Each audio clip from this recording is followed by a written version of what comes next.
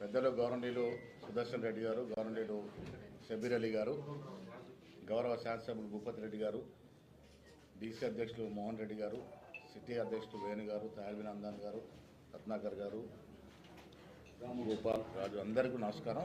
మీకు నమస్కారం. కాంగ్రెస్ ప్రజా ప్రభుత్వం చేస్తున్నటువంటి అభివృద్ధి సంక్షేమ పథకాల పట్ల ప్రజలు జూబ్లీ ఎన్నికల్లో అత్యధిక మెజారిటీ ఇచ్చి గెలిపించడం ద్వారా ఈ రాష్ట్రంలో కాంగ్రెస్ ప్రజాప్రభుత్వం ఇస్తున్న అభివృద్ధి సంక్షేమం పట్ల మేము సంతృప్తిగా ఉన్నామనే సందేశాన్ని ఇచ్చినారు.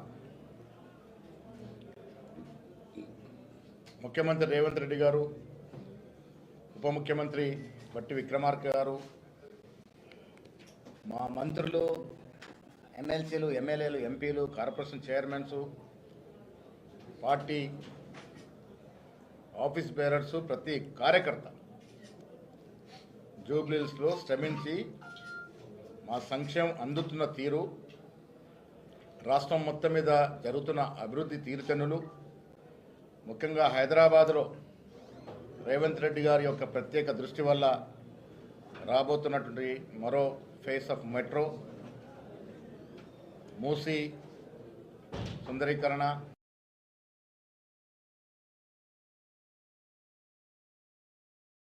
గవర్నమెంట్ ఇవాళ జూబ్లీహిల్స్ రెండు కూడా కాంగ్రెస్ పార్టీకి పట్టం కట్టి ఈ రాష్ట్రంలో జరుగుతున్నటువంటి కాంగ్రెస్ పార్టీ ప్రజాపాలన బేసిక్గా ఉందని చెప్పకనే చెప్పినారు. నేను ముఖ్యమంత్రి గారికి ప్రత్యేకంగా ధన్యవాదాలు. పార్టీ తరఫున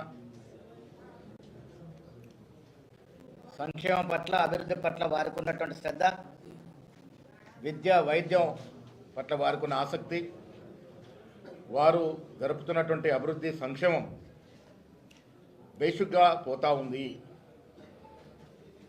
ఇవాళ జూబ్లీస్ ఎన్నిక రేపు హైదరాబాద్లో జరగబోయే జిహెచ్ఎంసీ కార్పొరేషన్ జరిగే ఎన్నికకి విజయానికి నాంది. ప్రజలు రేపు జిహెచ్ఎంసీ ఎన్నికల్లో కూడా కాంగ్రెస్ పార్టీకి పట్టం కడతామనే మాట ఇవాళ జూబ్లీస్ ఎన్నికల్లో ఇంత మంచి మెజారిటీ ఇచ్చి చెప్పడం జరిగింది. ఈ ఎన్నికల్లో కూడా ముఖ్యమంత్రి గారు ప్రత్యేక శ్రద్ధ వహించారు. డిప్యూటీ ముఖ్యమంత్రి గారు, మంత్రులు అందరూ కూడా మా సంక్షేమాన్ని ప్రజలు అందుకున్నటువంటి తీర్థంలో వివరించగలిగినారు. కాబట్టే ఇవాళ ఇంత పెద్ద ఎత్తున ప్రజలు మాకు పట్టం కట్టినారు. ఈ ఎన్నిక ద్వారా ప్రజలు రెండు సందేశాలు స్పష్టంగా ఇచ్చినారు. ఒకటి, కాంగ్రెస్ పార్టీ పట్ల మేము సంతృప్తిగా ఉన్నాం.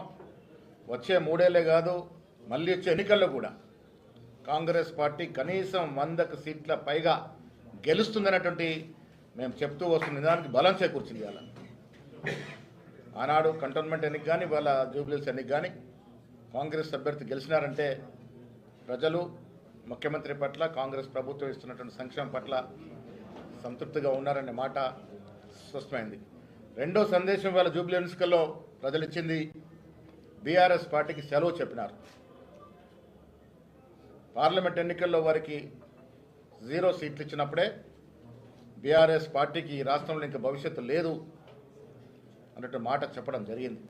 ఇవాళ కూడా జూబ్లీ ఎన్నికల్లో వారు సిట్టింగ్ సీటు ఓడిపోయినారంటే బీఆర్ఎస్ పార్టీకి ఈ రాష్ట్రంలో స్థానము లేదు అని మరొక సందేశాన్ని కూడా ఇవాళ ప్రజలు, జూబ్లీస్ ప్రజలు ఇచ్చిన తీర్పు ద్వారా అర్థమవుతోంది. ముఖ్యమంత్రి గారు ఇటీవల చెప్పినారు, బీఆర్ఎస్ పార్టీకి గతమే కానీ భవిష్యత్తు లేదని.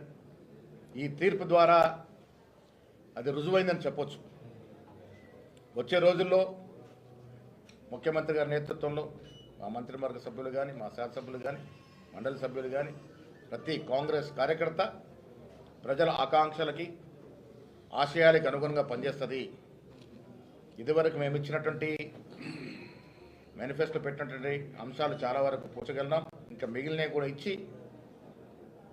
3 ఏళ్ళు సుపరిపాలన అందించి ప్రజల ఆకాంక్షలకు అనుగుణంగా పనిచేసి 3 ఏళ్ల తర్వాత ఎన్నికల్లో 100 సీట్లకు పైగా కాంగ్రెస్ పార్టీ గెలుచుకుంటుంది.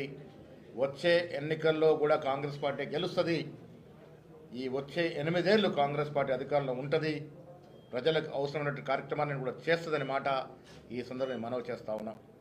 ముఖ్యంగా 42% రిజర్వేషన్ రాహుల్ గాంధీ గారి యొక్క ఆకాంక్ష, ఖర్గే గారి యొక్క ఆశయాన్ని ముఖ్యమంత్రి రేవంత్ రెడ్డి గారు ముందుకు తీసుకున్న తరుణంలో మేము బీసీలకు కట్టుబడి ఉన్నాం, బీసీల అభివృద్ధి కట్టుబడి ఉన్నామనే అక్కడ బీసీ బిడ్డ నవీన్ యాదవ్కి సీట్ ఇవ్వడం జరిగింది.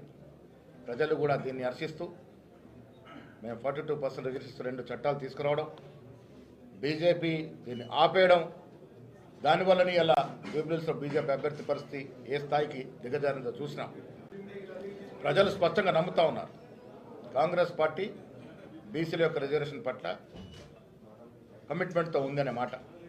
బీజేపీ ఏ రకంగా ఆపుతుందో కూడా తెలుసుకునే మరి బీజేపీ పరిస్థితి అంత తక్కువ ఓట్లు వేసినటువంటి పరిస్థితి జూబ్లీహిల్స్ ఎన్నికల్లో.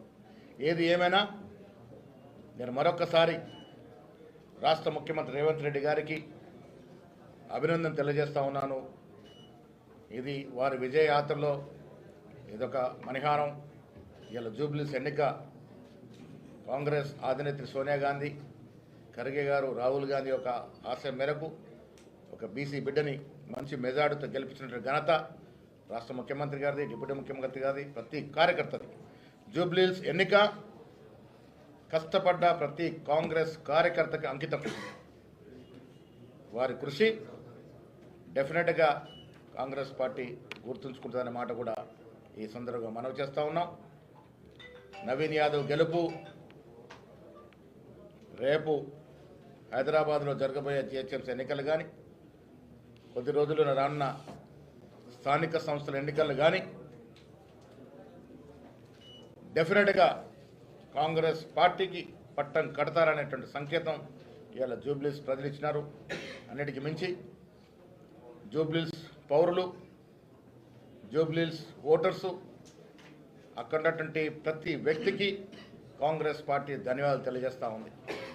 మీరు ఓటు వేసి కాంగ్రెస్ పార్టీని ఆదరించి కాంగ్రెస్ పార్టీ ఇస్తున్నటువంటి ప్రజా పాలనని కితాబిస్తూ అభినందిస్తూ ఈ తీర్పు ఇచ్చినందుకు జూబ్లీహిల్స్ ప్రజలందరూ కూడా ధన్యవాదములు.